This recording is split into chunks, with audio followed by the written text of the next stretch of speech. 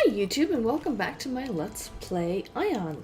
So this week we are back in Impetusium, or however the heck you're supposed to pronounce this place. And I'm actually going to go through and do some of the quests around here. And I actually skipped, there was a long sequence of footage that I had where I was doing more running around Pandemonium, but it was just like me running around from one person to another and just kind of talking to this one and then talking to another person, and it just wasn't, there wasn't a lot of action. I didn't think it was terribly interesting, so I just went ahead and deleted all of that, and I just went back here because I figured there'd be a little bit more action.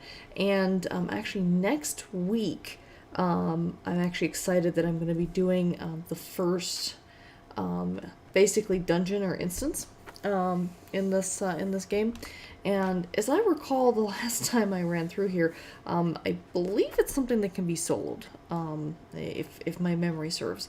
I hope I'm remembering that correctly, because I really don't feel like trying to find a group of people to run through it with. But we'll find out. If I can solo it, I'm definitely going to be doing that next week. So we just picked up some quests on the ground, and going forward here, there's one quest that I actually spent a lot of time trying to find a little jewelry box and stuff, and I never found it yet.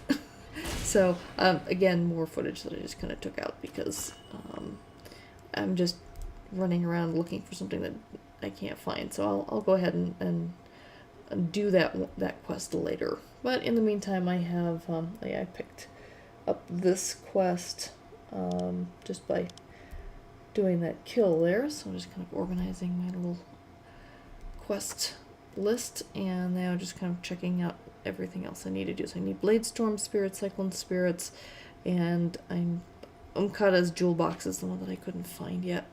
But I figure if I get rid of all the Blade Spirits and the Cyclone Spirits, and there's going to be more in this direction, and so I decided, since I want to kind of go in this direction more, I'm going to just kind of go this way. Those Blade Spirits are difficult to find. But once I kind of get them out of the way, then the mini-map should give me a clearer indication, maybe, of where that jewel box might be. I hope. We'll see. Oh, there's a Blade Storm Spirit. These guys are fewer and farther between, so...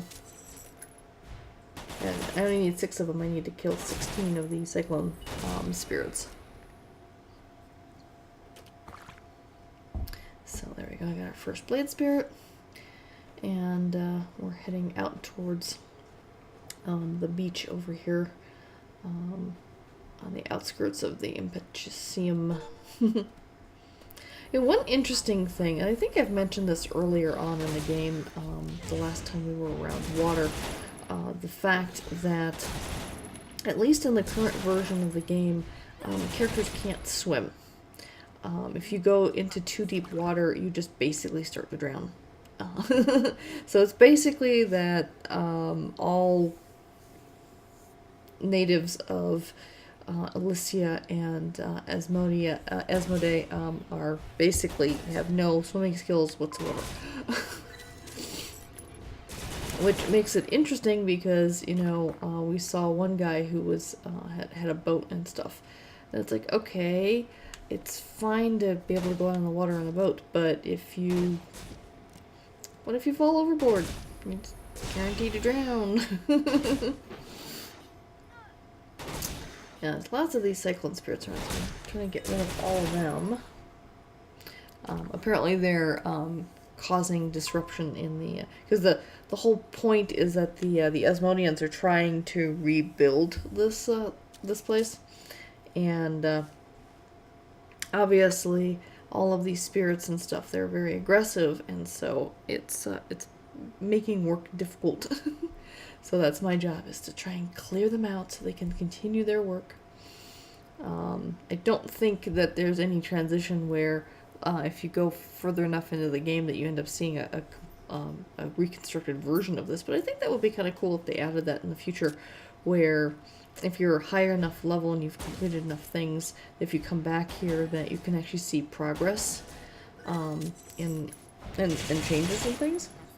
I think that would be really nice. That's one of the things I've really liked about some of the things that they've changed with World of Warcraft, is that you actually can see over time changes within the environment, and things, so that, I mean, you're out of phase with lower level people that way. And so you can't have like a level 90 running around with a level 5 anymore like you used to. Well, you can in certain areas, but then there's certain areas where you're going to be out of phase with them. So that's somewhat interesting. And of course, in some cases, the change is permanent for everybody. It doesn't matter what level you're at now. It's not like if you start the game, if you have all the expansions in the game, if you start the game, everything is going to be based off of the newest expansion and not off of the, let's see, the vanilla version. So you can always go back and just install just vanilla and just play that version. But even then, I think that there's been enough patches and changes that even that's going to be probably a little different. I know there's some people who run private servers, and with the private servers, they run the original unadulterated vanilla. They found a way of making that possible on their private servers. It's not possible necessarily on the public servers because everyone's kind of has to be on the same page to a degree on the public servers, but on the private ones, they're able to do more stuff. Okay, so here we are out on the beachfront, and there's a discarded odium pile. Although I think we need to get rid of one more cyclone spirit in the way. And you see way in the distance where the stairs are and everything that there's kind of this kind of glowing thing around a kind of a hole in the building over there, and it's definitely an instant entrance. So that's going to be our next thing, hopefully to do next week. I'm pretty sure that this is going to be a soloable event. And here's another in-game player, and she's on her way over here. And so I'm just kind of, I decided to run up here just to see what happens. And here we have a little cutscene where we have this Shugo just kind of showing up and jumping into the instance. Alright, so that's the goal, is to sneak into I think it's called Harmel, and follow the mysterious Shugo. However, if you see my pack, I have like 2 empty slots for treasure and stuff, and then I get a lot of slots for quest items, but I can't use those extra slots for non-quest items, so I've got a really full pack. I need to clean that out. So my goal right now is just to kind of go back to Altgard Fortress and just kind of clear my packs out and everything. So that's kind of, first I went here to see if there were any vendors over here, but there aren't any vendors I can use to sell things and that kind of stuff. So you can only buy, you can't sell. So I'm like, okay, let me go back to Altgard Fortress and do that. So that's basically gonna wrap things up for this week. And then once I've got all my packs and everything cleared out, then I'm gonna head back here, and then for next week we'll run that instance, that dungeon, and see how that goes. As I recall, it was actually kind of fun to do, and it's the only one I remember ever running. So, but I never got that high level with my other character in the game. I think she's level 30. I think that's as high as I've ever gotten, is level 30, and we're at level 20 here right now, and heading quickly towards level 21. So I'm sure we'll be level 30 not too far in the future. Several more weeks at least, though.